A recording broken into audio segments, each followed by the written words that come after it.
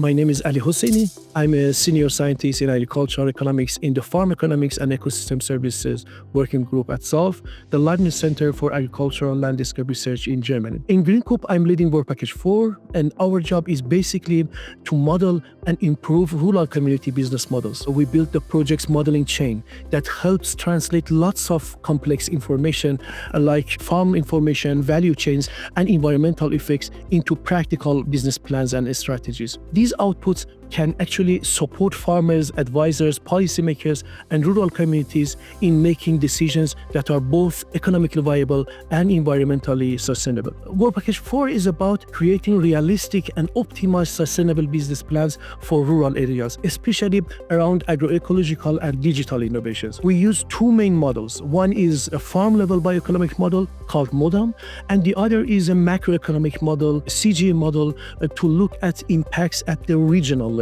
By linking these two models in a bidirectional way, we can see not only what happens at farms, but also what happens in a wider region, like markets, employment, regional value chain, and so on. This is important because the GREENCOOP project is not only about good ideas, but it's about solutions that work in a real life. I personally expect two main things. First, I expect that we will co-develop solutions that are actually usable, not only theoretical, because the project is built around living labs and working with people on the ground. And second, I expect we will deliver an efficient decision support tool where the modeling results can really help end users to compare options and to understand trade-offs. For example, what is good for income, what is good for emission, what is good for jobs, and where the compromises are. What is different is that we don't look at business models in isolation.